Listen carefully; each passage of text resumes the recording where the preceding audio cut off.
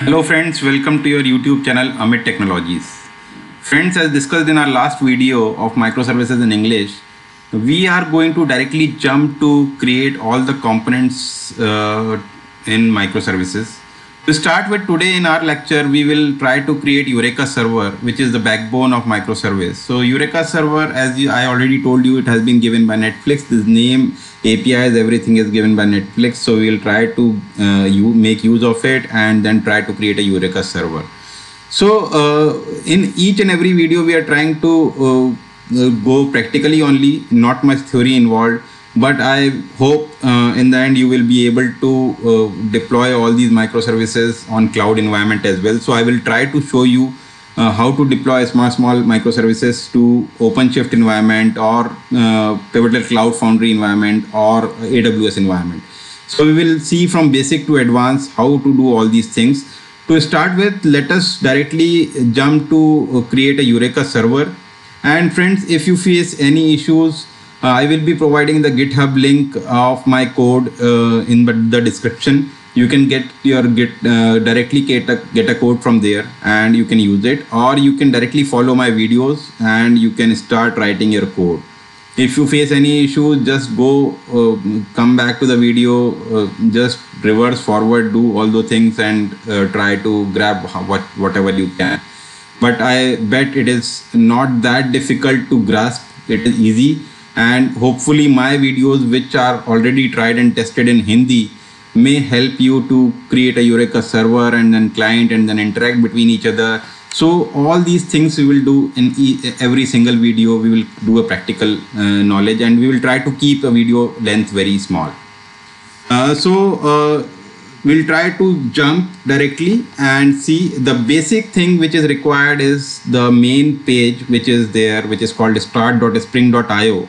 So main idea was to get the latest Spring Boot stable version and then try to build it. So if you see this screen, whenever you go to the start.spring.io website, this is the Spring Initializer logo, which you will see basically, and there you will see under project you will see two things. Firstly Maven, second Gradle. So these are the type of projects you can create, Maven or Gradle, but I will go with Maven because I have a good knowledge of Maven. So I will try to create a project using Maven, but don't worry if you don't know Maven, it will be easy for you to understand how to run your project using Maven. So apart from that a project, what is the language you are going to use? So there are many languages you can use. I will be, because I have 18 years of experience, that too in Java, so I will be trying to create the videos on Java only. Otherwise, you can use Kotlin or Groovy as well, which are also very simple languages. Though I had not worked on it, so I'm not that much comfortable working on Kotlin and Groovy. But if you are comfortable, you can use that as well. Then you will get what is the Spring Boot version you want to use. So if you see, I will go with 2.3.3, which is the latest one and most stable version. That's why it is already highlighted. So try to use it as well for you as well, friends. And then there are some things which you need to specify, like if you want to group. So I will group it as example.retail and then demo artifact, it is called demo. So you want to name demo, or you want to test, or you want to say retail microservices. You can keep any name, whatever you want. And then name will, you can keep retail microservices or whatever is your wish. Description of the project, demo project for Spring Boot, which is fine with me.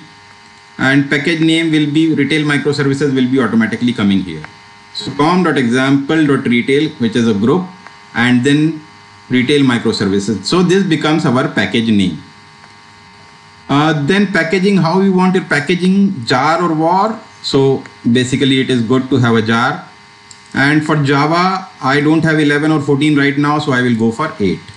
So you need to take care of all these things. So this is the basic page which we will be going through every practical. Whenever we do practical, we have to come to this screen. Otherwise, it is very difficult to work without this screen. Apart from that, there are some more things, dependencies, which will go in Maven project, which I need to add so that my project becomes a Eureka server project. So for this, what I will do is I will add a dependency. So for that, you can directly type here. So one of the dependency which we are looking for is Eureka server. So you will see when you type Eureka, Eureka server will directly come here. So you can directly select that. So here, if you see, it will come. If you want to remove, there is a delete button. By mistake, if you took something and you want to remove, you can click on delete. Another thing which we want to have is web. So Spring Web is required because we want to have RESTful services. We want to have Spring MVC using web technologies. So for all these things, web is required. So we will add these two, and what we will do, friends, is we will try to generate a project. So when you try to generate a project, so this project will be generated and it will be downloaded in your download folder. So from your downloads folder, this will come. So what you need to do is you need to specify, because I need to also give you the GitHub repository. I need to put it somewhere so that it is easy for me and you as well to take the code. So what I will do is I will download this and I will extract this particular folder here only. So under retail folder, I have retail microservices, and this code has come. So if you remember my prerequisite, apart from this, because we have code now, what we need is we should have IntelliJ. So that this is the IntelliJ which I had already downloaded. You can also download IntelliJ educational version, or you can have Eclipse latest version or STS version to work on this. But as I have IntelliJ, I will use that. And when you are on IntelliJ and you are trying to, you already have a code here from Spring Boot application, Spring Initializer. What you will do is you will try to open it from here. So just click on open or import and go to that particular folder so that you can directly get it. What you will have to do is you have to get this project which is called pom.xml and click OK. So when you click on open as project, and this will be opening here in your IntelliJ. I hope you are able to see this. So until this pom.xml is getting loaded, we will just try to see what we have done. So we have taken our code, which is having Maven project, Java language, Spring Boot 2.3.3 version. This I will also show where it comes in pom.xml. Then we have a specified project metadata, which is group, artifact, and all these information. What is package name? What is the description of the project? Then we have packaging system, which is jar, and the latest Java version. The Java version which we have taken is 8, not 14 or 11, because I have 8 on my system. So JDK 1.8 is mandatory for you. Apart from that, we have taken the dependencies, which is Eureka server and Spring Web, because for this particular creating a Eureka server, we need these two things. So this is what we have done, friends. So it is still resolving the pom.xml is resolving the dependencies, and you can, if you want, you can open it and you can go and see what all we have taken. So we have Eureka server and starter web. So starter web is the one which is called web. So these are the dependencies being added in our application. So and basic other things will basically come by itself. And if you see 2.3.3 version we have taken, so it is coming as 2.3.3 release, and it is here which is Spring Boot version. So this is the parent thing which is already taken care by Spring Boot, and whenever you take that dependency, latest version of release, that will come and show here to you. So and this is with JDK 1.8. These all informations are which we have taken from Spring Initializer, and it comes to your pom.xml. So as soon as your dependency is resolved, your source code and everything which we have taken will come here also. And now there are some things which we need to take care, that on which port we want to run, what should be the service name. all those things has to be taken care in your property files. So as it is taking some time to resolve the dependencies, we will also go through I will also tell you how to figure out when you want to work on Spring Eureka server, what you should do to find all the things which is required. So generally when it is the things are required like that, then what you do is you go to your Google and type how to create Eureka server in Spring Boot. So this, if you type, it will take you to some of the pages where you can look into what all basic information is required to do that. So same things we have followed, and this I am telling you so that you can also learn how to start up a new things. It is for everyone, it is very easy. You can start a new things, not a problem. It is just that we want somebody to tell us. That's why we wait for that. So this is a Spring Initializer where we went and we specified what all we want. This is the older version because page is showing this is how it was looking earlier. But now with the latest version, what we have seen is it looks like this. But things are same. They have just improved to something. Apart from that, we have pom.xml because we have selected Maven project. Then pom.xml, after pom.xml, this came. Okay, so these are the informations which we can see in our pom.xml. So as you see, our dependencies has been resolved, and now we can go when you try to extract that and you want to see that code, you will see some of the things which are things which are given by Spring Boot application. So these code we don't need to write again and again. So these things will be provided to you, like application.properties, retail microservices, the name which we have given. This is the main application file. If you see, main method is there. So these things are already provided to you. And apart from that, if you want to do some automation, that is also given to you. But right now we are not concentrating on that. So let us try to make it Eureka server. So what we need to do is we need to enable one of the property called @enable Eureka server. So these things are already being given by these annotations are being given by Netflix, if you see, and you have to, because if you want to run Eureka server, you need to click on that. You need to have that basically. So as you click on this, and you go and see the import, your import will be there from Netflix that Eureka server has been given.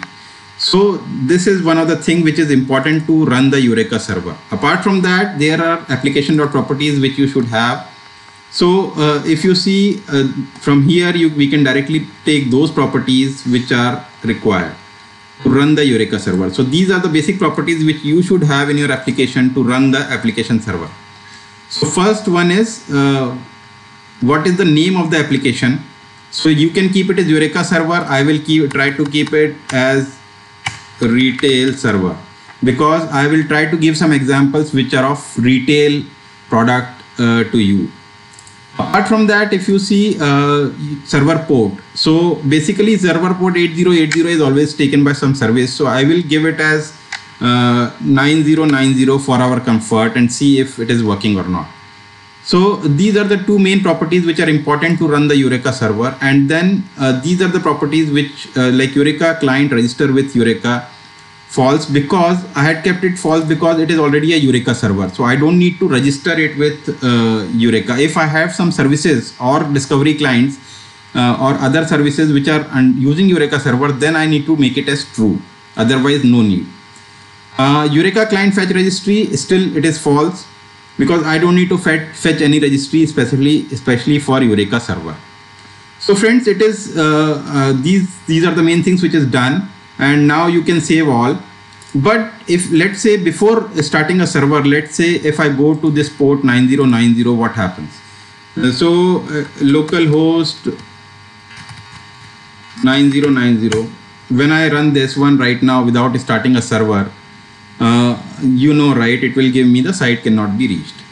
But so for that, what we will do is we will try to start a server, and we will see if after running the server what should happen. So just before that, I want to give you the idea that you Spring Boot and IntelliJ and this microservices have the inbuilt Tomcat server already in there, so that it uses JDK 1.8 and then Tomcat server is inbuilt. You don't need to create any server for that specifically. And if you see your server will start, you will have this logo of a Spring Boot and all the informations which are there, right? It will start registering like port number 9090 is there, 9090 is there. So it is saying starting service Tomcat. And here if you see, it is saying started server. So now after clicking this, if I go to this one now, because my server is started, so let me again take this so that it is not creating any confusion. Earlier, if you see, it was not there, but now if I click this, my server is up and running. So this is my Eureka server, which is running on port 9090. And currently there is no service registered under this. If you see instance currently registered with Eureka, it is saying no. So this and these are the basic informations which is there, that how much total available memory is there, number of CPUs, environment, what type of environment is it, and all these information are there. So this is how we create a Eureka server and start running it and start using it. So in the next video, what we will do is we will create some Eureka services and try to register and show you how these services are running under Eureka server.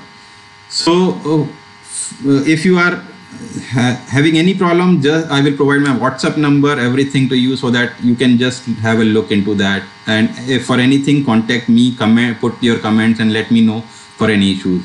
For today, this is what we are doing. We are creating a Eureka server, and I am showing that. So if you face any difficulty, just let me know. For today, it is that much only. In next video, we will see how to create a services and register to Eureka server. Thanks for watching my video, friends. Keep learning, keep growing, friends. Thank you.